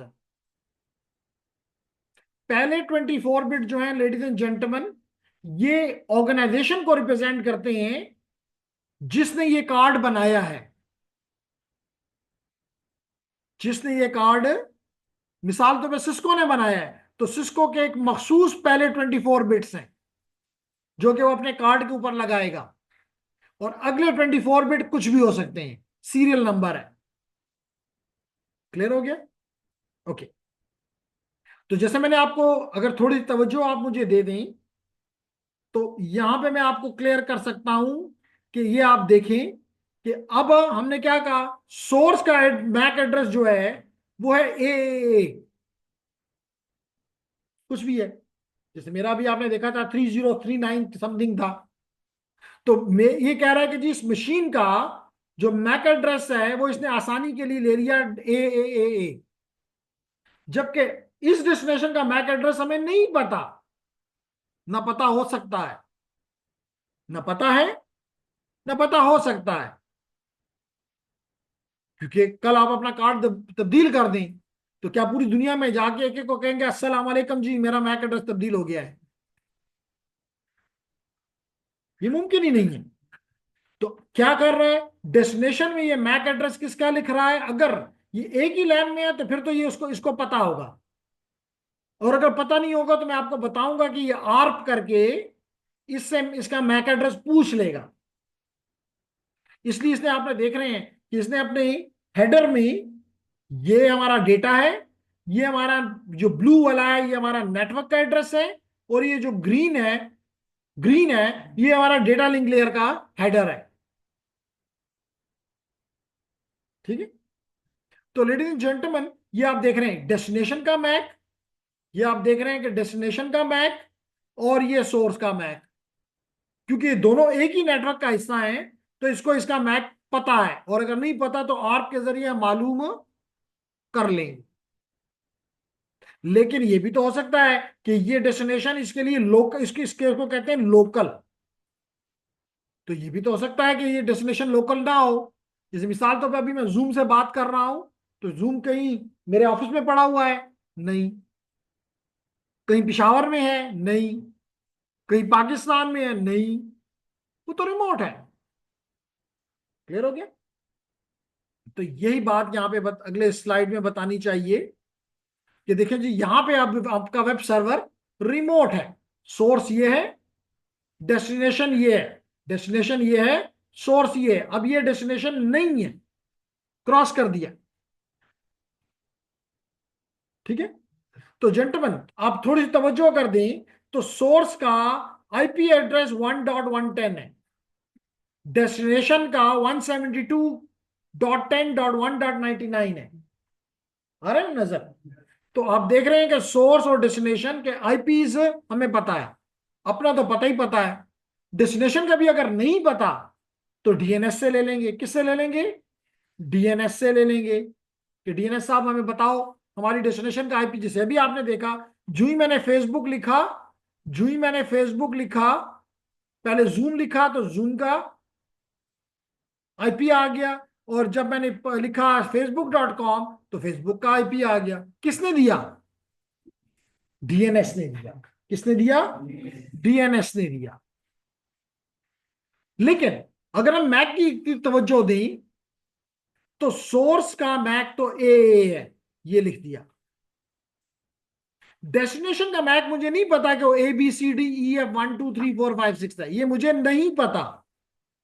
इसलिए मैंने अपने गेटवे का मैक उठा के 1111 यहां पे डाल दिया, और क्योंकि मैं और मेरा गेटवे हमेशा एक ही नेटवर्क पे होते हैं, मैं और मेरा गेटवे एक ही नेटवर्क पे होते हैं।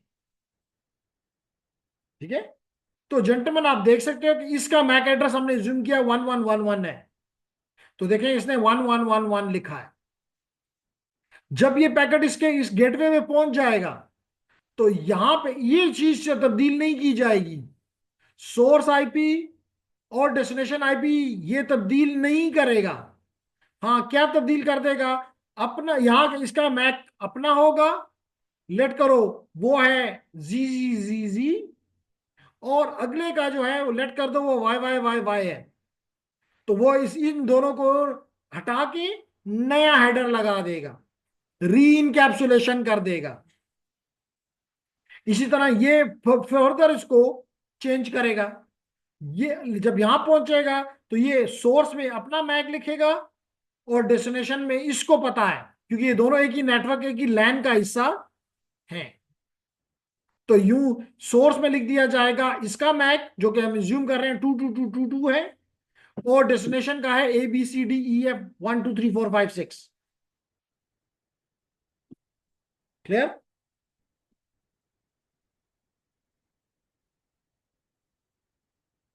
तो जेंटलमैन यही कह रहा है कि नेटवर्क एड्रेस आपके जो आईपी है उसमें जो नेटवर्क का पार्ट है उसका क्या रोल है। जैसे कि आप अपने खत के ऊपर लिख देते हैं, मिसाल के तौर पे आपको कोई दोस्त अपना जर्मनी से खत भेज रहा है, स्पेन से भेज रहा है, तो एक चीज वो लिख देता है पाकिस्तान। पाकिस्तान से ये पता चल जाता है कि जी इस खत ने जाना कहाँ है। तो इस नेटवर्क इज लाइक पाकिस्तान समझ लो, या लाइक पिशावर समझ लो, या लाइक हयाताबाद समझ लो। ठीक है, तो दिस इज ये पार्ट जो भी है, कुछ नंबर ऑफ बिट का भी हो सकता है, 8 बिट का भी हो सकता है, 9 का भी हो सकता है, 6 का भी हो सकता है, कुछ भी हो सकता है। और जो रिमेनिंग पार्ट होगा that will be the host part, the remaining part will be the host part. लेकिन वो इस वक्त हमें कह रहा है कि नेटवर्क का क्या, क्योंकि हर एक नेटवर्क का अपना एक एड्रेस होता है। क्लियर? ओके। अब वो कहता है कि जी role of the data link layer address, कि डेटा लिंक लेयर इसका क्या है, क्या रोल है। लाजमी तौर पे अपने लैन में ही जो ट्रैफिक जाती है वो आईपी की बजाय इस मैक को इस्तेमाल करके जाती है। जो आपका स्विच है, हम पढ़ेंगे, जो आपका स्विच है, ये स्विच आईपी नहीं समझता जी। जो आपका स्विच है, क्योंकि ऐसे ही होता है ना कि ये मिसाल के तौर पे ये आपका स्विच है और ये डिवाइसेस इसके साथ यूं लगी हुई हैं, तो ये स्विच साहब जो है ये आईपी बिल्कुल नहीं समझता, ये मैक एड्रेस समझता है। हम पढ़ेंगे कि इसके पास एक मैक एड्रेस टेबल है। क्या है? MAC address table. उस टेबल के अंदर क्या है, एक तरफ लिखा हुआ है इसका मैक, यहां जो डिवाइस लगा हुआ है, मिसाल के तौर पर D1, यहाँ पे मैक लगा हुआ है D2, यहाँ पे लेट करो D3, यहाँ पे पोर्ट नंबर 1, यहाँ पे port number 1, port number 2, port number 3। तो इसकी मैपिंग जो है वो इस टेबल के पास, स्विच के पास मौजूद है। तो that is the role of the data link layer address. ठीक। तो when the final destination is remote, बताया है कि layer 3 will provide layer 2 with the local default gateway IP address, also known as router address। फिर कहता है default gateway is the router interface IP address that is part of the LAN। ठीक है ना, part of the LAN है, इसी LAN का हिस्सा है जहां पे सोर्स मौजूद है। All devices on the LAN must be told about the address or their traffic will be confined to the LAN। ठीक, शाबाश।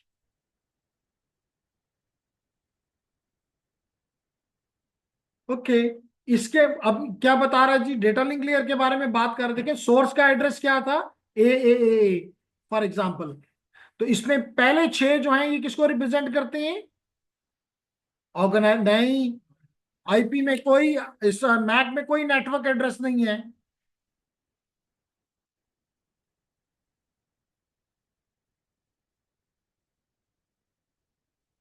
जी। तो ये कंपनी जिसने ये कार्ड बनाया है, ये उसका, उसने खरीदा हुआ है, उसने रजिस्टर किया हुआ है अयाना के पास। किसके पास? अयाना के पास। और फिर इसके आगे जो ये 24 बिट वो लगाता है, वो 0 से स्टार्ट करता है और 2 पावर 24 तक कोई भी नंबर सीरियल वाइज लगाता जाता है। क्लियर? ओके। तो इसी तरह डेस्टिनेशन का, या अगर आपका रिमोट है तो फिर आपका गेटवे का, जो कि इसके में 1111 इसने एग्जांपल के तौर पे लिया है, तो ये रिप्रेजेंट करता है उस कंपनी को, और ये उस कंपनी के आगे सीरियल नंबर असाइन किया हुआ। Clear? Okay. Is there any question from the online students? Mehran, Areej, Bila, Babar, नूर, रहमान, सैयद मुजम्मिल, कोई क्वेश्चन आपकी तरफ से? क्लियर है। क्लियर है, चलिए अच्छी बात है। Okay nice. ओके, अब यहां पे आपको ये बात जो मैंने अभी एक्सप्लेन की थी वो बड़ी क्लियरली नजर आ जाएगी, कि यहां पे आपको नजर आ रहा है कि देखें ये आपका सोर्स है, ओरिजिनल सोर्स, और ये आपका डेस्टिनेशन है, final destination. Let me see, there is something in the chat. No sir. Okay nice. तो क्या हो रहा है, इसने भेजना है इसको, लेकिन इसका मैक इसको हरगिज पता नहीं है। तो आप देख रहे हो, थोड़ी सी अगर तवज्जो दो तो लेयर 3 का कलर तब्दील नहीं हुआ। लेयर 3 का, L3 का हेडर का कलर चेंज, इसका मतलब है कि ये राउटर के पास जब पहुंचेगा, अगले राउटर को भेजेगा, अगले डिवाइस को भेजेगा, तो L3 का हेडर तब्दील नहीं हो रहा, क्योंकि इसके अंदर सोर्स का आईपी और डेस्टिनेशन का आईपी है। लेकिन अगर आप तवज्जो दें तो ये मैक जो है वो के कलर तब्दील हो रहे हैं। आप देख सकते हैं कि ये पहले ग्रीन था, ग्रीन से ये ग्रे हो गया, ग्रे से ये ब्लू हो गया। क्यों? क्योंकि यहाँ पे मैक एड्रेसेस सोर्स डेस्टिनेशन ये थे, ये डेस्टिनेशन था और ये सोर्स था। फिर यहां पे ये सोर्स बन गया और ये डेस्टिनेशन बन गया, यहां पे ये सोर्स बन गया और ये डेस्टिनेशन बन गया। तो आप देख रहे हैं कलर वाइज कि ये बदल रहा है। क्लियर? यही वो दिखा रहा है कि इस L2 के अंदर क्या है, डेस्टिनेशन का मैक और सोर्स का मैक। क्लियर? शाबाश। तो तो आप यही काम यहाँ पे आपको देखें, पहले ये पार्ट रिप्रेजेंट हो रहा था, सेकंड स्लाइड में जस्ट इसने ये पार्ट L2 रिप्रेजेंट करा दिया, इट चेंज्ड, और फिर इसने इसको चेंज कर दिया कि ये चेंज्ड। तो ये पार्ट तब्दील हो रहा है, जबकि इस पार्ट में कोई तब्दीली नहीं है। वही सोर्स है 1.110, वही डेस्टिनेशन है 1.199। ठीक है, ओके। तो जेंटलमैन, इसके साथ आपका ये चैप्टर, क्वेश्चन है जी करें, 2 क्वेश्चन करें। सर, ये रिवर्स में भी प्रोसेस चलेगा फिर? जी बिल्कुल। जब रिवर्स में आपने कहा तो रिवर्स में ये हमारा सोर्स बन जाएगा और ये डेस्टिनेशन बन जाएगा। बच्चा नहीं मतलब थोड़ी सी कंजेशन भी कम हो जाती है अगर हम ये स्टार्ट ये वाली वहां पे लिखे जाते हैं। नहीं क्वेश्चन प्लीज जी, क्वेश्चन सुने। बाज़ औक़ात उसी क्वेश्चन में आपको काफी चीजें समझने के लिए मिल जाती हैं। तो मैंने ये कहा कि जनाब जब पैकेट इधर से इधर जा रहा है तो ये सोर्स और ये डेस्टिनेशन बनती जा रही है, ये सोर्स और ये डेस्टिनेशन और ये फाइनल डेस्टिनेशन। जब वापसी का रास्ता होगा तो क्या हो जाएगा, ये वाला सोर्स बन जाएगा और ये डेस्टिनेशन हो जाएगी, फिर ये सोर्स बन जाएगा और ये डेस्टिनेशन बन जाएगी, फिर ये सोर्स बन जाएगा और ये डेस्टिनेशन बन जाएगी फाइनल। तो इसमें आप क्या चीज इंप्रूवमेंट बताना चाह रहे हैं?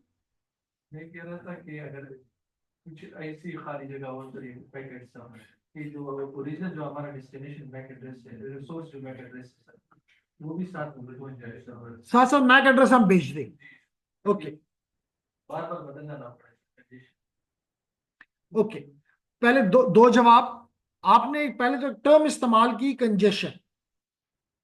कंजेशन का मतलब होता है पैकेट लॉस, पैकेट लॉस। तो कम से कम इस अमल से पैकेट लॉस नहीं हो रही। तो इसका मतलब है कि इस अमल से जो अभी हमने सीखा, इससे कंजेशन का कोई अमल नहीं है। ठीक है। अब आप कह रहे हैं कि जनाब क्या होता है कि यहां से एक पैकेट जा रहा है और पहुंचेगा, जैसे अभी आपने देखा माइट भी 30 हॉप से गुजर के जाए, तो मैं साथ 48 बिट्स सोर्स के और 48 बिट्स डेस्टिनेशन के, यानी 96 बिट्स फजूल में उसको दूं तो I am wasting my bandwidth. आप ये कह रहे हैं ना कि अपना मैक वो उसमें डाल के दे, और मैक किसी काम का भी नहीं है, क्योंकि वो मैक के जरिए कोई राउटिंग नहीं हो सकती। या तो ये राउटर उस मैक को देख के उसे राउटिंग करते, क्योंकि ये एड्रेस जो है आपका मैक एड्रेस, अच्छी को आपने क्वेश्चन किया, ये फ्लैट एड्रेसेस हैं। फ्लैट एड्रेसेस का मतलब ये होता है कि एक मिसाल के तौर पे आपने दो, आप जर्मनी में हैं, आपने 2 लैपटॉप लिए, एक अपने अपने लिए रख लिया जर्मनी में और एक अपने घर वालों के लिए पिशावर भेज दिया। अब एक का मैक एड्रेस लेट करो 1 है और दूसरे का 2 है। एक मैक एड्रेस 1 जो है वो जर्मनी में पड़ा हुआ है, 2 जो है वो पाकिस्तान में आया हुआ है। तो इसके बेस पे राउटिंग नहीं हो सकती। आईपी में हेरारिकल है, उसमें नेटवर्क का पार्ट अलग है, सबनेट का पार्ट अलग है, होस्ट का पार्ट अलग है, और जहां जहां आप जाते हैं उसके मुताबिक आईपी लेते हो। तो इसलिए उसके जरिए राउटिंग हो सकती है। मेरी बात समझ आ रही है ना? जबकि मैक एड्रेस तो तब्दील नहीं होता। आप पे किसी ने पाबंदी नहीं लगाई कि जी जर्मनी से निकल रहे हो तो मैक एड्रेस अपना बदलो, या अपना कार्ड निकाल के हमारे हवाले करो और अपने लिए वहां पे नया कार्ड लगा लेना। नहीं। Got it? क्वेश्चन था सर, जी जी। कि जब साइबर क्राइम हो जाती है सर, हाँ तो साइबर क्राइम जो साइबर सिक्योरिटी वाले होते हैं वो मैक के बिना, मैक को ना आईपी को यूज करके भी उसको पकड़ते हैं, ना कि मैक को यूज करके। तो ये तो बता रहे हैं ना कि रास्ते में मैक उनके पास पहुंचता ही नहीं है। इसलिए मिसाल के तौर पे अभी जो इस पैकेट को, इसको मिसाल के तौर पे आपका वेब सर्वर है, इसको मैक एड्रेस पहुंचा है वो इस राउटर का, उसके अपने राउटर का, तो इसमें कोई ऐसी इंफॉर्मेशन नहीं है कि ये पैकेट आया कहां से है। लेकिन आईपी जो है, जैसे अभी मैंने 206 का आईपी मैंने सिस्टम को दिया और उसने टक करके बता दिया कि ये आईपी जो है ये अमेरिका में पड़ा हुआ है। क्लियर? और कोई क्वेश्चन जी? जी थक गए हो? तो जेंटलमैन, इसके साथ आपका ये चैप्टर नंबर 3 खत्म हो गया। अब चैप्टर नंबर 3 भी खत्म हो गया और जिनका एग्जाम था वो भी खत्म हो गया। तो जब दो चीजें खत्म हो जाएं तो फिर कोई अच्छी चीज होनी चाहिए, और वो अच्छी चीज ये है कि ये है आपका कोर्स। इस कोर्स में अगर आप गौर से देखें आईटीएन का, जी, तो मैं इसको यहां पे खोल देता हूं, दैट इज जी, जी ये इंट्रोडक्शन टू नेटवर्क्स। तो आप यहां पे गौर से देख सकते हैं कि जब हमने चैप्टर नंबर 1 पढ़ा, नेटवर्क टुडे पढ़ा, हमने उसके बाद स्विच के साथ कई एक्सपेरिमेंट करते रहे। फिर उसके बाद हमने आज प्रोटोकॉल और मॉडल का चैप्टर भी खत्म कर दिया। जब ये हमने खत्म किया तो ये हमसे कह रहा है कि जनाब बच्चों को कहो कि एक टेस्ट करें इन 3 चैप्टर की बेस पे। एक छोटा सा तकरीबन 45 मिनट का देगा तो 1 घंटा, लेकिन तकरीबन 30+ क्वेश्चंस होंगे, तो 30 वो भी एमसीक्यूज मोस्टली। तो एक टेस्ट कर लें कि हमें ये चैप्टर आ गए हैं कि नहीं। लेकिन इससे पहले हर चैप्टर के आखिर में क्या दिए गए हुए हैं? Module practice and quizzes. तो बेहतर है कि पहले मैं इसको करूं, क्योंकि इसकी ग्रेडिंग नहीं होती। लेकिन जब इसको करेंगे तो किसी बेस पे तो आपको सर्टिफिकेट देना है ना। तो जब आप इस पे आएंगे, इनको एग्जाम को करेंगे, तो इसकी ग्रेडिंग होगी। तो आप पहले अच्छी तरह से इन 3 चैप्टर्स को पढ़ लें, और अगले वीक तक, यानी अगले सैटरडे तक, आज सैटरडे को मैं इसको एक्टिवेट करूंगा, अगले सैटरडे तक ये आपके पास रहेगा। क्या जी? जो टेस्ट थे एग्जाम वो सारे एक्टिवेट थे आईटीएम वाले, मैंने सब पकड़ चुकी। नहीं, वो तो ITN वाले मैं आपसे उस पर बात कर लेता हूँ। आप आईटीएन, नहीं सर, एक और एग्जाम करना।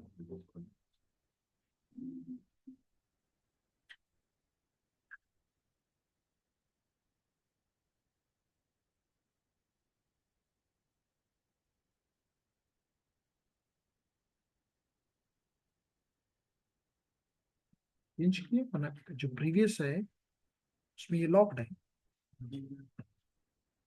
मिसाल के तौर पे अगर ये देखा जाए तो ये लॉक्ड है, मैं इसको देख लूंगा। ठीक है? तो अब आपने क्या करना है कि कल तो हम चैप्टर नंबर 4 इंशाल्लाह शुरू करेंगे, लेकिन आप साथ साथ चैप्टर नंबर 1, 2, 3 उनको रीड करें। उनमें जो मॉड्यूल सिंपल क्वेश्चंस हैं उनको हल करें, उनके आंसर भी गिवन है, उनके मुताबिक अपनी प्रैक्टिस करें। जब जी जी बीच में आया था कि कंप्लीट हुआ, बाद में वो 83% दिखा रहा था, 100% नहीं हुआ। उसमें आपने कुछ क्वेश्चन छोड़ दिए होंगे ना?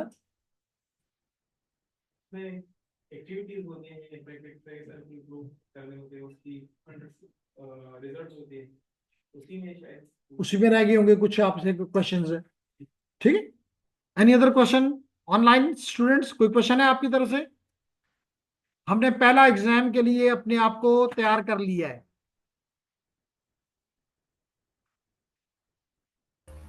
No question sir, all okay okay, thank you very much.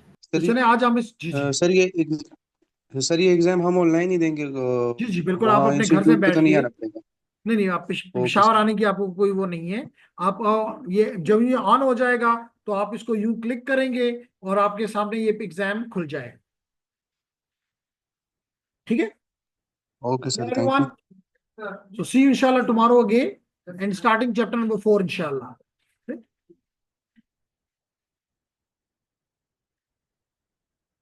मैं देख लिया,